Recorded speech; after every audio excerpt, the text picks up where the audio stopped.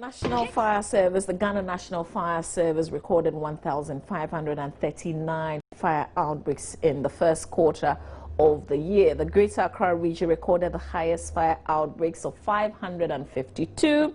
The Ashanti region recorded 397 fire outbreaks, followed by the Central region with 159. These are very staggering figures, but just yesterday, 2 people sustained serious burns in a gas explosion at Dansuman here in Accra. Eyewitnesses said the explosion occurred during the discharge of gas at a filling station. I just want us to refresh our memories on this one that just happened yesterday. We'll come back and talk some more with the Deputy National PRO of the Ghana National Fire Service.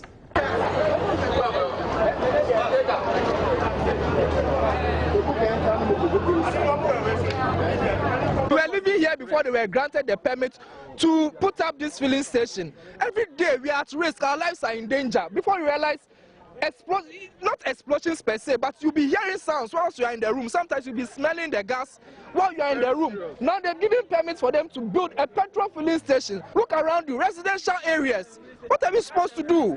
Do the authorities care about us? So what steps are you going to take now? They should move this thing from here. They should move it from here and make it a residential property. How long are we going to complain? In this area with our families, with a gas filling station right beside us. Just look at this is my window. And then I'm staying here. I had to carry my daughter this morning running, and people are just rushing out of the house. Is it necessary for them to stay here and then with this gas thing here? Who gave the permit for this gas filling station to be here? This morning I was inside and I heard a very loud bang, like a Hiroshima bomb. So I thought it was from McCarthy Hill, because I know they tend to mine, quarry, etc. And then alternatively, I thought it could be the gas station. This is a very dangerous station. It shouldn't be here. This is a residential area that has been booming and growing from the 60s. These two things shouldn't be here. That's a petrol station. This is a gas station. The two do not go together. I gathered that 2 weeks ago, that cylinder there was leaking. That's even disaster for recipe. Again, this is a route for kids who go to Wesley Grammar Secondary School as well as the university. So you're talking about 5,000 and over. These are your future, Ghana. These are your future. If you bend them alive, who will take Ghana forward? When you are old and sitting in your house, relaxing, who will then take Ghana forward? And I'm trying to direct this to the seniors. There are rules. There are policies. Why are these rules and policies not working in this particular quarter? If you look at it, it's a residential area. Just take pictures, let the world see that it is a residential area. So why are the rules not being applied here? We shouldn't have a gas station here, not a petrol station as well. Let this be a warning sign that this thing has to go ASAP. This is the 3rd time. The next time, I don't know. Right from the beginning, when the application was put in that it was going to be a gas station, I gathered that a petition from my dad and the neighborhood went to EPA and, you know, where it has to be. And nobody took note of it. Nobody took note of it.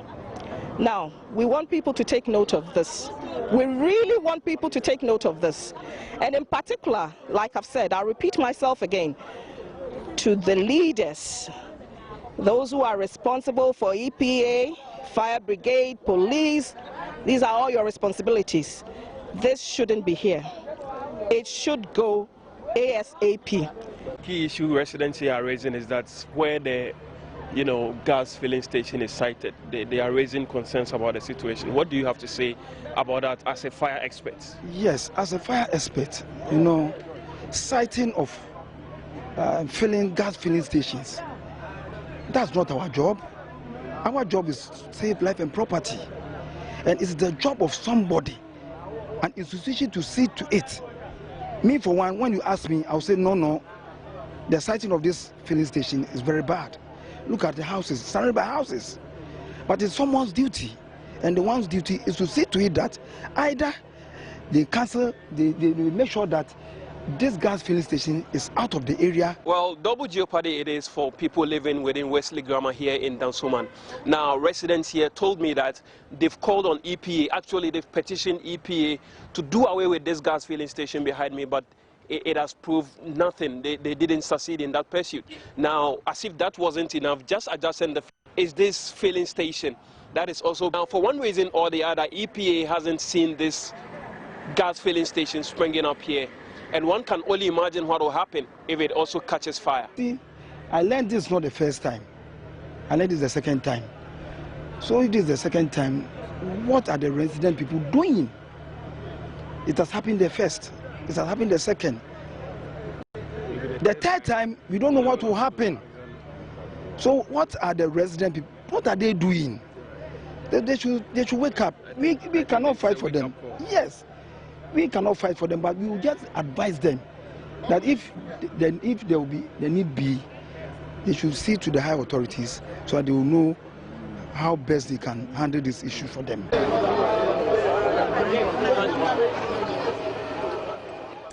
Yeah, really disturbing situation there. This was just yesterday, and you've heard them say it. This is the second time that this has happened. Will there be a third time? How soon would that be? But we're speaking to the Ghana National Fire Service. I've got the National Deputy PRO, Prince Billy Anaglati, joining me for a conversation in here. Good morning to you, Billy. Thank you for your time. Good morning. Let's continue with where one of your men ended. In a situation like this, this is definitely at your doorstep as well, because you're Ghana National Fire Service. But if these points spring up in residential areas, what can we, the residents, do? Well, actually, you have a concern, actually, but some of those gas filling stations I know might be violating the rules and regulations because it is not all these gas filling stations probably might be doing the right thing. As much as I know that some of those gas filling stations initially have been at the outskirts of the town, but development has caught up with them. The people seeing the gas filling station here, they have gone to build close to those gas filling stations. That is what I think some of the residents find it difficult to comment, because the gas filling station might be there before some of them has gone to build a gas filling station in there. Apart from that, the fire service look at the safety aspects, because there are other regulators when it comes to installation of gas filling station. The fire service look at the safety aspect of it. If I'm talking of the safety aspect of it, it is to ensure, the fire service ensure that there are facilities that need to be installed within the gas filling station, and to go with the gas filling station to mitigate the dangers that are associated with the gas filling station. This is recommended. If you give me the opportunity, I'll go over some of those things that the gas filling station or the owners of the gas filling station need to provide. So let me get an initial understanding. You contribute to these filling stations getting the permits? Exactly. Okay. You need to take a permit from fire service. The fire service will look at it and they give you assessment. After we have looked at the zoning status from a town and country people, they zone the area. So if it is, at times it is mixed zoning. That is why you have some of these things coming up. Mixed zoning definitely means you might have a light industry or commercial premises as against the industrial areas. But so to say, it is not to have those residential areas mixing up with the industries, actually. Okay. You need to designate where those industries will be and where those residential areas be. Okay, so what would you be, the town and country planning would give you a paper, or you would go physically to see where this filling station or this gas station is coming up? The owner who proposed to have the gas filling station sited at the place would apply to fire service. Then we request him to ensure that we have the zoning status. So he provide fire service the zoning status from town country planning. Then we follow up to the site to look at the site and determine few hazards within the site that would, inform our assessments as to whether we should going to give permit or not. But with other agencies giving their permit, with the EPA also give a permit, the fire service and few other ones, we give permits based on our assessments, but the town and country planning have the final say. Okay. Let me just say here that we're scheduled to speak to the town and country planning, but they're not speaking to us right now. It's either we're being asked to speak to the next person, or we'll give you this number to speak to. But as it is now, they are not speaking to us on this matter. Otherwise, they were, it was planned to have them also speak on this subject. Okay. So can we talk about exactly what you look out before you say, okay, go ahead and give them the permit? Well, when we get to the site, what we look out for is to see if there is no pylons or overhead electrical wires directly under where you are going to have it, because it can pose danger to the people. We need to look out for any other hazard, associated hazard that might be within the vicinity that might be detrimental to the installation of the gas filling station. When all those things are done, then we try to propose other facilities that might go into this. Okay, but do you care, for instance, that it's in a residential area? Yes, if a gas filling station is a residential, that is why I stated earlier on that it becomes a mixed zoning, and then be it within the residential area, gas filling station actually, that is what I'm picking it very carefully so that people will not misquote me. I'm saying if it's a zoning status, which means that you can have those gas filling station and under residential areas at an area, but not necessarily in the midst of the residential buildings. So that is what I want to say. So it is wrong for you to have a gas filling station right in the midst, in the middle of other residential areas. Okay. But when the zoning status says that it's a mixed zoning, yes, you can have residential areas at within that setup, but you also have the gas filling station. Okay, so if I understand you correctly, there are some areas where it is mixed, in the sense that you can have residences and you can have, industries as well. Yes, that's part of the planning. But they shouldn't mix up. That's what I want to put So up. the filling station should not be sitting in the middle of residence, per se. So you shouldn't, for instance, share a wall with a gas station? No, not necessarily that. So, now that we know, let me also ask you, are you aware of this Dansoman specific place? I'm trying hard to see if but I couldn't make up the place exactly where this gas filling station is. Okay. But I also know that there are some of those gas filling stations, like I stated earlier on, that people saw them, has gone to build close to them, seeing the danger. After building, then you are crying foul. Okay, so in that sense, you blame, the people who have gone to buildings. develop, or to have residents just close to a gas filling station. I know a lot But shouldn't we be blaming those who give them the permit to go ahead and put up their buildings? Well, that's another aspect that we should be looking out for, but we are talking specifically for gas filling, where the fire service, directly is talking of. So if you have a gas filling station then, and you've gone in to take permits, that you want to go close to the gas filling station, and you are giving permits, and you yourself, first of all, I think that as individuals, we should also be looking out for some of those. And I'm not saying that probably it is the individual. I'm not apportioning blame to anybody, but all of us have to look at it from that perspective. We are talking of safety. So, and I want people, I'm asking a lot of questions because I want people to understand what we are discussing. If I'm putting up my building as an individual, do I also need a permit from fire service? No, if it is a residential accommodation, you don't need a permit from fire. If it is industrial or commercial premises, yes. So is this permit given to the gas filling stations a permanent one, or is it one that is renewed, for instance, every year or half the year?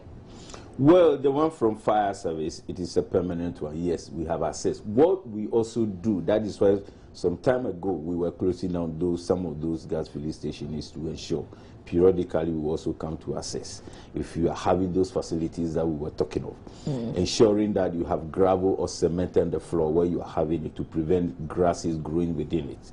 That will remove fuel load in terms of any fire or heat sources that could generate. We also assess to see if you have sprinklers or what people call shower type. On the gas cylinder, it's a sprinkler. You should also have a very large amount of reservoir water to cool the temperature of the gas. That's why you have the sprinklers on it. You should also have the gas detector that in case the gas is leaking, you should be able to detect that. You should train the workers over there to have the safety facilities in mind and to know what to do, to be able to identify when a gas tank is overcharged, that could result to explosion. So there are a lot of these that we come back with the firefighting facilities as well. You have adequate and serviceable firefighting facility like extinguishers and hose reel that you might have in there, so that in case of any emergency you'll be able to use them.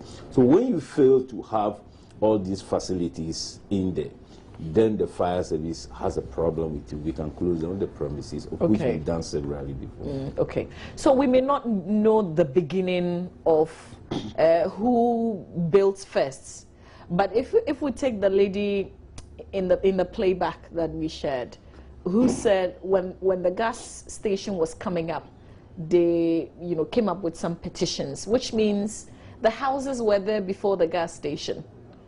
In that instance, can the fire service do anything if it's mixed? If we're talking about a mixed vicinity or zoning, can the fire service do anything about it, or it's still the town and country if planning? the report is sent to or directed to fire service, what we do is to come and assess the safety measures again on it.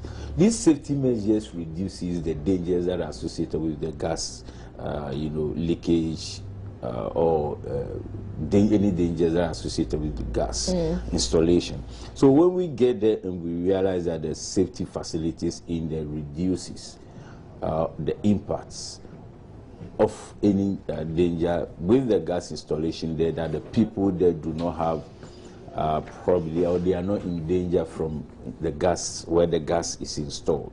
We only advise the people and ensure that the people maintain the safety facilities in there. That include you walling, having a wall around your house. Yes, no, the gas filling station. Yes, because the gas itself is 1.5 times heavier than air, so there is no way the gas maybe leaks down there will be able to travel up. That depends on the volume that comes out actually.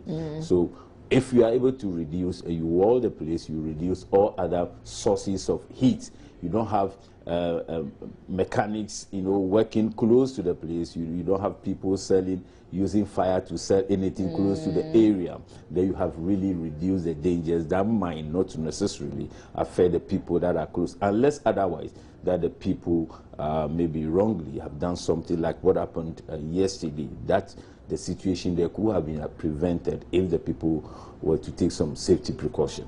Okay, so what I'm getting out of this is the petition that was sent to Town and Country Planning, a similar one could have been sent to the fire service, so that you would come and do your inspection and give your advice and that kind of thing. Okay, well, I want us to go and listen to the EPA, because we also spoke to them on this matter, different institutions connected with this particular subject. So here's William Hayfron Aqua explaining the processes business owners have to go through before being granted permit to site fuel and LPG stations. The person submits his application. There's a form, we call it Form EA1, that he has to complete, and attach a copy of his site plan and the block plan. And once we receive the application, what we do, because we are not the statutory planning authority for the country, we write to Town and Country Planning Department telling them that EPA has received an application from a developer to put up an LPG at this location. I see. They should furnish us with the zoning status of the state in question. So until town and country planning responds, I see. we will not take our decision because they have schemed the city. So areas for residential, areas for commercial or mixed use, light industrial than heavy industrial. I see. So that is what we go through That's what you go through, right? Environmental protection, I mean, when EPA, then became an agency. I mean, gas stations were operating. Okay, government had a policy to actually, have gas in the system. And so before our Act 490, some stations were already in existence. And it went on until there was some explosions in Kumasi, I think in 2006, 2007. That's right. That's when we had to develop guidelines for installation and operation of LPGs in the country. Okay, Mr. And so from that time, we've not been given permit in a residential area. Okay, so this conversation was yesterday on Today's Big Story, right here on the Joy News channel. I also want to come back to the, bigger issue of us recording 1,539 fire cases in the first quarter alone. Is this normal or this is abnormal? Well, I think the fire service need to be commended. With 1,539? Exactly, because I'm doing comparison here. Okay. Of that of last year, the same period, we had more than 2,000 fires within the same period. I believe that was why the chief officer was able to put in several mechanisms to ensure that we really get to everybody. These days, I believe you'll be surprised to know that the fire service is now having community door-to-door fire safety education. Community door-to-door. I haven't seen your men in my home yet. Well, then you see us one day. Now we carry the fire safety education to communities sincerely. We get to the community, we talk to the chiefs and opinion leaders of the people. We settle on a particular day. And then we get in there, even with our dance band, just to attract people. Oh, okay. Then we begin to educate. So this is more like a town hall kind of meeting? Yes, exactly. And even in an open, at times we use the market side where we educate people so that we can have a lot of people to educate. Okay. That is what we are doing now. Apart from we having the task force, there is still a task force also, both day and night, they are also patrolling and ensuring and monitoring activities of people, even the nightclubs, those other entertainment places that operate in the night. We have not left them off the hook for now. Our people are getting there to assess and monitor the activities there. Also to ensure the occupancy level of those areas. We made to understand that some of those entertainment places, they allow people to even exceed the occupancy level. I mean, the number of people that should be there at a time. Yeah. So we try to ensure that they meet those standards, because there are a lot of people, when you are not able to ensure that the occupancy load is taken into consideration, the slightest maybe situation can result to stampede and other thing. That's what we are looking out for. Okay. So we want to ensure that we are everywhere for now, though we might not be everywhere, but we are trying to ensure that everybody have the fire safety education no matter where you are. Is this particular exercise countrywide? Yeah, countrywide. Okay. Countrywide. The chief officer has directed and instructed all regional commanders to do same, where we are even liaising with the assemblies also to join us and other stakeholders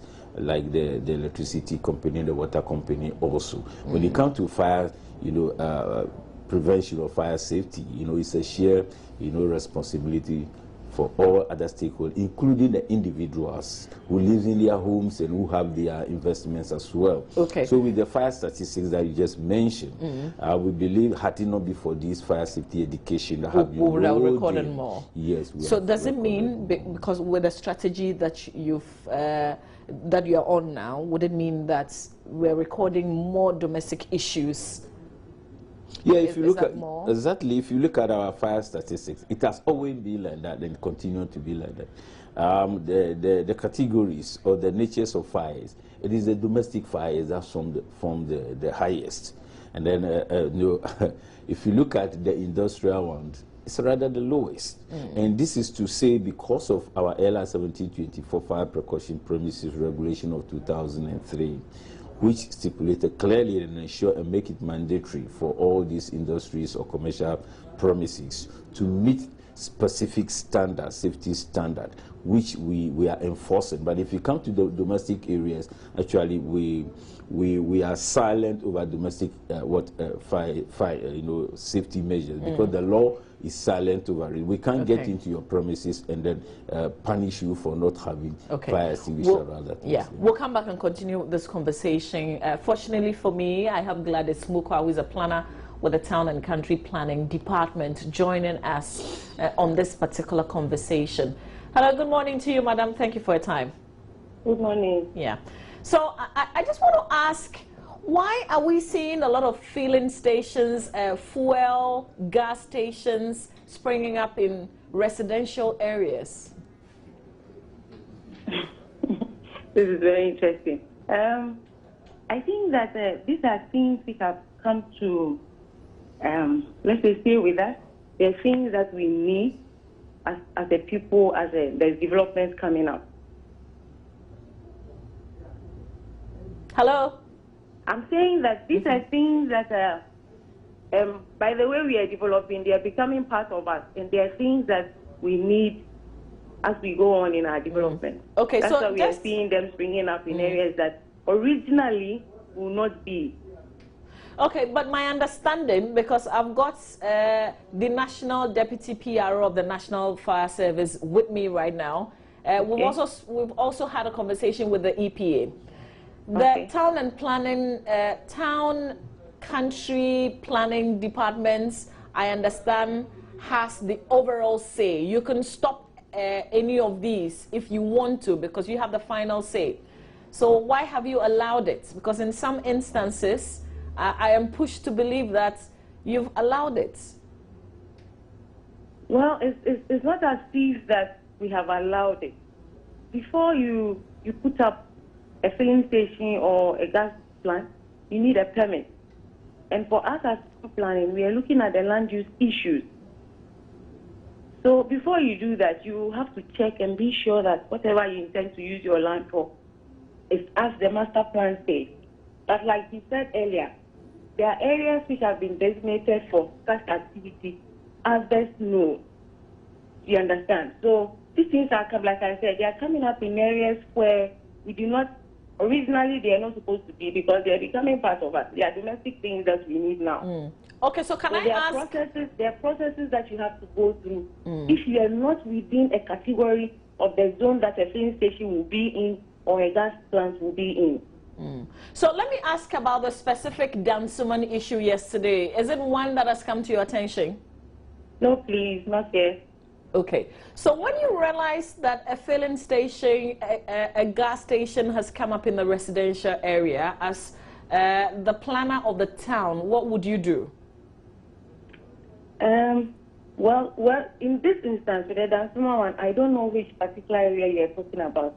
But assuming that they do not have a permit, then it means that we have to lock up the place.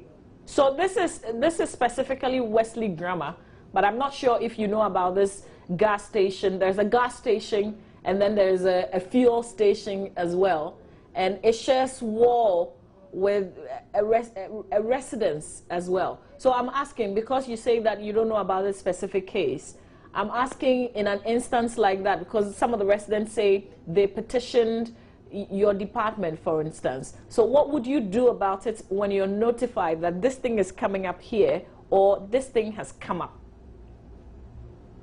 Well, what we have to do is to investigate, one, if the activity is permitted. So like I said, if it is not permitted, then the assembly now has to go in and get it locked up, do our investigations. If it is something which can be permitted, then there's a process that the developer has to go through for that permit to be issued. If it is something that cannot be permitted, then it has to be removed. So, you know, this incident that occurred in Dansoman yesterday, is it just you who may not be aware of it, or is the office in general? Well, I'm talking as a person, but I'm not aware. You can tell me what you see. All right.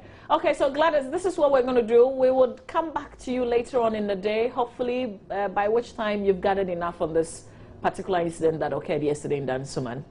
Okay. All right. I want to say thank you for your time. Gladys Mukwa is planner with the Town and Country Planning Department joining us. But just quickly in wrapping up with you, Billy. So what should we do? These statistics that you've given us, because we have others for the regions as well. Which region is recording the highest right now? Well, it has been alternating between the Greater Accra region and that of Ashanti region. That's where we always have the highest level of fire outbreaks. But we are believing that it's when every individual come on board, because 90% of all these fires are preventable. But I think it is people who are just not committed to this fire, you know, safety measures, you know, today, with the doomsaw or the power outages that have come with that, severally has resulted to several fire outbreaks. Yeah, but would you blame us for that? Yes. I mean, if it's it can only doomsaw, I mean, the doomsaw can continue, but if you've not overloaded your switches and sockets, if you are not having old switches and sockets and wires within the premises, you know, if you have those old switches and you have overloaded your switches, what happens is that many times when the power goes off and comes again, there is an upsurge. Because you have already overloaded your socket, that little upsurge is enough to blow off your thing. So if you've not overloaded it, the doomsaw can continue without you having a problem. Okay, let me put myself on the table. Okay. I live in Ashoman. Okay. We have this very low current which goes and comes back. I mean, it's, you know, like you're in a nightclub, and this is very consistent, and it's the whole area. What can we do? Well, I think there are other new technology gadgets that will be able to normalize the current for the individual intake. Yes. For the individual. Yes, for the individual. But I think that could also be reported to. I believe maybe the transformer, you might be too much on that transformer, because you need a particular amount of current to sustain whatever electrical, you know, gadgets that you are using. So if it's like that, it can also affect. Are we at risk of a possible fire outbreak? You know, in homes? when the current is even lower than the volume of the current that the gadget should take, and it is normal that way, can also cause fire. Because if it is a motor, you are forcing the motor to force itself to slowly, you know, move when it's supposed to rapidly move. You understand me? Can easily also cause fire.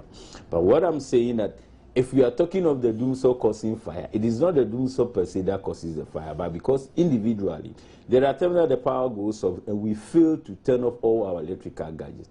People might be ironing. When the power goes off, they think the power is off, so they don't even turn off the iron and deplug it off. People will be using heaters, but same when the power goes off, they think that ends it. They don't. We should be conscious. We should just develop the culture of fire safety. That each time that we are leaving our premises, let's take a few minutes to look around and see those electrical gadgets that needs to be turned off. Okay. And deploy. Let's do it, and I believe we'll be able to have a fire-free, you know, environment. All right. I want to say thank you for your time, really. Prince Billy Anaglate is the National Deputy PRO of the Ghana National Fire Service. Always very consistent, straight to the point, very clear in his delivery. I thank you for your time this morning. Thank you for the opportunity. The conversation is continuing, however, on our Facebook page. It's facebook.com/Joy News on TV. Get involved. Let your voice be heard. Stay on. Roland comes up in a little while with Talk.